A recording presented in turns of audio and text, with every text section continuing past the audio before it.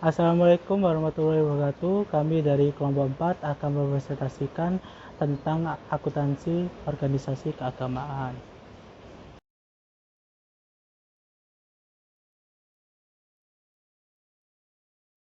Pertama-tama perkenalkan kelompok anggota kami, yaitu saya sendiri Dipo Haji Munayudo MPM 17, ada Dian Tri Agustin MPM 22, Winanda Sintia Simomora MPM 24, Irwan Rozak MPM 37, dan Salwa Dwita MPM 41. Selanjutnya yaitu membahas tentang karakteristik dan lingkungan organisasi keagamaan, yaitu akuntansi sektor publik memiliki kaitan dengan erat dengan penerapan dan perlakuan akuntansi pada dominan publik. Dominan publik sendiri memiliki wilayah yang sangat luas, kompleks, dan dibandingkan dengan sektor swasta. Secara kelembagaan, dominan publik antara lain yang pertama ada badan-badan pemerintahan, yang kedua ada BUMN dan BUMD, yang ketiga ada yayasan, dan yang terakhir yaitu organisasi politik, SLM, atau universitas dan organisasi nirlaba lainnya.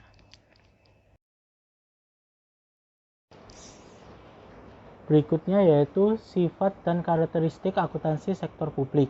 Perbedaan sifat dan karakteristik akuntansi tersebut disebabkan karena adanya perbedaan lingkungan yang mempengaruhi. Komponen lingkungan yang mempengaruhi organisasi sektor publik yaitu meliputi ada 4, yaitu yang pertama faktor ekonomi, faktor politik, faktor kultural, faktor demografi. Yang pertama yaitu faktor ekonomi. Faktor ekonomi itu disebabkan oleh adanya tingkat kerja, tingkat inflasi, pertumbuhan ekonomi, nilai tukar mata uang, infrastruktur, dan pertumbuhan pendapatan per kapita. Sementara faktor politik yaitu meliputi antara lain hubungan negara dan masyarakat, legitimasi yang pemerintah, tipe rezim yang berkuasa, ideologi negara, dan elit politik dan massa. Faktor kultural meliputi antara lain keragaman suku, ras, agama, bahasa, dan budaya, sistem nilai di masyarakat, historis, dan sosiologi masyarakat. Dan yang terakhir faktor demografi meliputi antara lain pertumbuhan penduduk, struktur usia penduduk, migrasi, dan tingkat kesehatan. Selanjutnya yaitu tuntutan baru muncul agar organisasi sektor publik memperhatikan value of money dalam menjalankan aktivitas, di mana value of money merupakan konsep pengelolaan organisasi sektor publik yang mendasarkan pada 3 elemen yang utama, yaitu yang pertama ada ekonomi, memperoleh input dengan kualitas tertentu pada harga yang terendah. Yang kedua yaitu ada efisiensi, yaitu pencapaian output yang maksimum dengan input tertentu atau penggunaan input yang terendah untuk mencapai output tertentu. Dan yang ketiga yang terakhir yaitu efektivitas, yaitu tingkat pencapaian hasil program dengan target yang ditetapkan atau perbandingan outcome dengan output. Yang selanjutnya ada organisasi keagamaan di Indonesia. Agama dapat diartikan sebagai salah satu upaya untuk memahami agama dengan cara melihat wujud praktik keagamaan yang tumbuh dan berkembang dalam masyarakat. Organisasi agama sendiri merupakan suatu perkumpulan sosial yang dibentuk oleh masyarakat, baik yang berbadan hukum maupun tidak berbadan hukum, yang berfungsi sebagai sarana partisipasi masyarakat dalam lingkup suatu agama tertentu. Ronald Robinson membuat suatu model yang menggambarkan hubungan antara homogenitas dan heterogenitas agama yang dianut oleh masyarakat dikaitkan dengan organisasi keagamaan ke dalam 4 tipe, yaitu yang pertama pada masyarakat yang memiliki heterogenitas agama ada 2 tipe, yaitu agama secara organisasi terpisah dari kehidupan ekonomi, politik, pendidikan, dan agama yang tidak begitu terorganisir. Yang kedua ada pada masyarakat yang memiliki homogenitas agama juga memiliki 2 tipe, yaitu agama secara organisasi, yaitu agama terorganisir dengan baik dan agama diakui secara resmi sebagai agama negara dan tidak terorganisir seperti pada masyarakat primitif. Organisasi-organisasi keagamaan pada umumnya memiliki karakteristik yang berbeda satu sama lain. Perbedaan ini antara lainnya berkaitan dengan cara pandang atau penafsiran mereka terhadap soal-soal keagamaan dan bidang perhatian. Yang pertama yaitu ada Nahdlatul Ulama atau NU, yaitu sebuah organisasi Islam terbesar di Indonesia. Organisasi ini berdiri pada tanggal 13 Januari 1926, bergerak di bidang ekonomi, sosial, dan pendidikan. Nahdlatul Ulama ini menganut sistem Ahlussunnah wal Jamaah, sebuah pola pikir yang mengambil jalan tengah antara ekstrem akli atau rasional dengan kaum ekstrem nakli atau skripturalis. Dalam masyarakat NU ini terdapat tradisi keagamaan yaitu seperti yasinan, tahlilan, dan kuburan. Yang kedua yaitu ada usaha organisasi. Usaha organisasi ini dibagi menjadi 4, yaitu yang pertama di bidang agama, kedua di bidang pendidikan, yang ketiga di bidang sosial budaya, yang keempat di bidang ekonomi.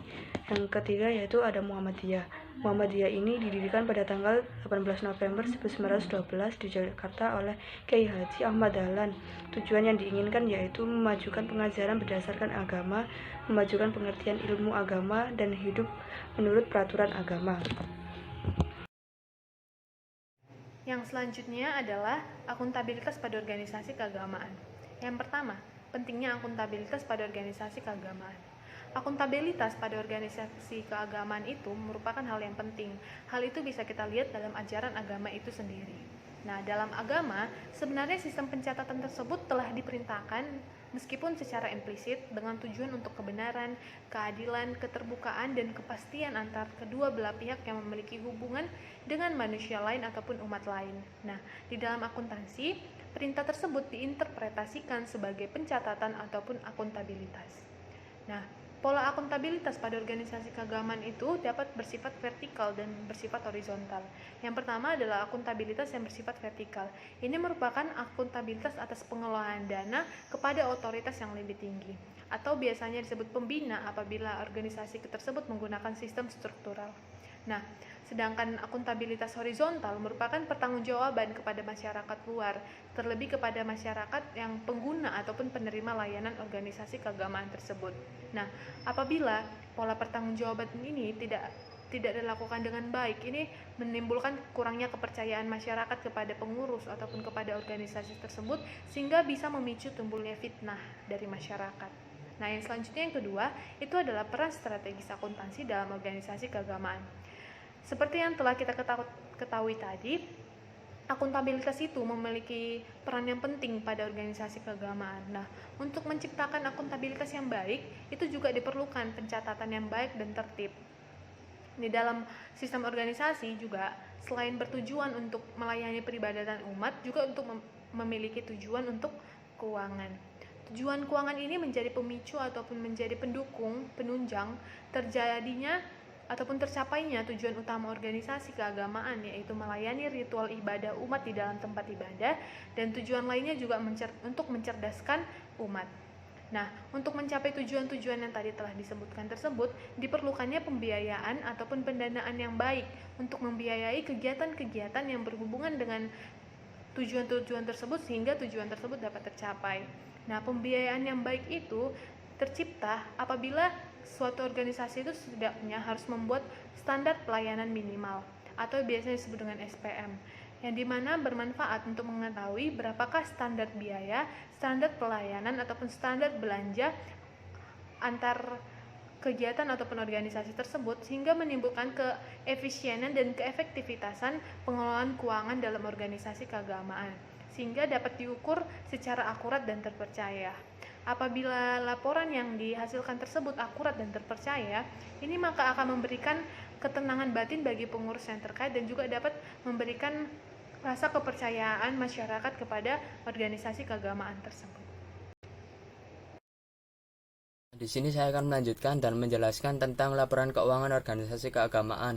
Yang pertama di sini saya akan menjelaskan tentang tujuan laporan keuangan dan juga laporan keuangan apa saja yang ada pada organisasi nirlaba, khusus dalam konteks juga organisasi keagamaan. Nah, Tujuan laporan keuangan sendiri menurut PSAK nomor 45 yaitu menyediakan informasi yang relevan untuk memenuhi kepentingan para penyumbang, anggota organisasi, kreditur, dan pihak lain yang menyediakan sumber daya bagi organisasi nirlaba tersebut. Nah, Munawir juga pernah mengatakan bahwa laporan keuangan itu merupakan alat yang sangat penting untuk memperoleh informasi sehubungan dengan posisi keuangan dan hasil-hasil yang telah dicapai oleh perusahaan yang bersangkutan. Nah, dengan begitu, laporan keuangan itu diharapkan akan membantu bagi para penggunanya atau usernya untuk membuat keputusan ekonomi yang bersifat finansial. Kemudian saya akan menjelaskan tentang laporan keuangan organisasi nirlaba, yaitu di sini ada 4, yaitu laporan keuangan, laporan aktivitas, laporan arus kas, dan catatan atas laporan keuangan. Nah, laporan posisi keuangan sendiri tujuannya yaitu untuk menyediakan informasi mengenai aktiva, kewajiban dan aktiva bersih, serta informasi mengenai hubungan antar unsur-unsur tersebut pada waktu tertentu. Kemudian laporan aktivitas. Tujuan utama laporan aktivitas adalah menyediakan informasi mengenai pengaruh transaksi dan peristiwa lain yang mengubah jumlah dan sifat aset neto.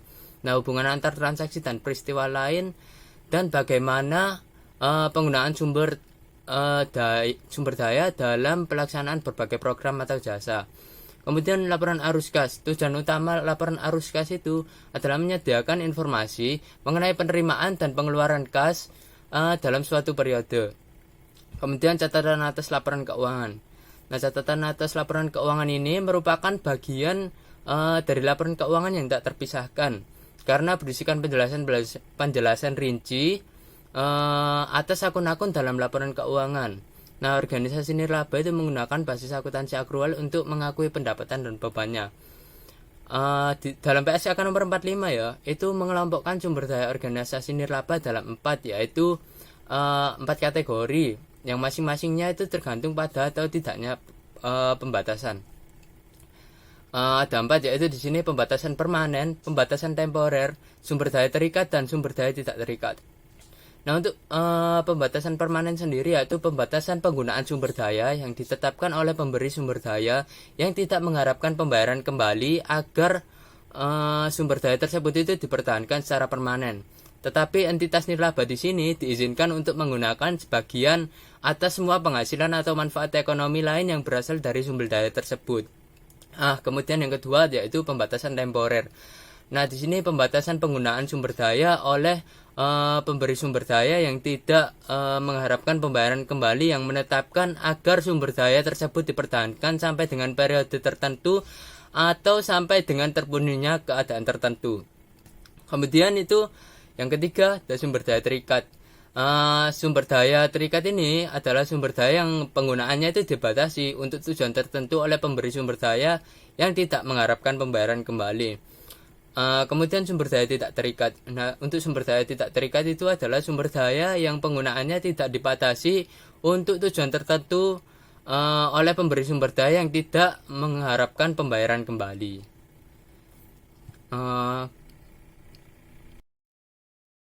Baik, yang selanjutnya yaitu contoh laporan keuangan organisasi keagamaan. Nah, kelompok kami itu mengambil contoh dari lembaga masjid. Nah, seperti yang kita ketahui di slide sebelumnya, itu kan dijelaskan bahwa laporan keuangan di organisasi nirlaba atau khususnya organisasi keagamaan itu ada 4. Yang pertama yaitu laporan posisi keuangan, yang kedua yaitu laporan aktivitas, yang ketiga laporan arus kas, dan yang keempat adalah catatan atas laporan keuangan. Nah, selanjutnya yaitu ada satu persatu contoh dari laporan keuangan organisasi keagamaan. Baik, langsung saja kita memasuki contoh laporan keuangan yang pertama, yaitu laporan posisi keuangan.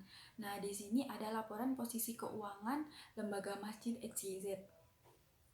Di sini seperti laporan posisi keuangan pada umumnya, yaitu ada 2 sisi, yaitu sisi aktiva dan sisi pasiva. Di sisi aktiva terdapat aset, yaitu aset lancar dan juga aset tidak lancar atau aset tetap. Nah, di sisi pasiva itu ada liabilitas yang terdiri dari liabilitas jangka pendek dan liabilitas jangka panjang.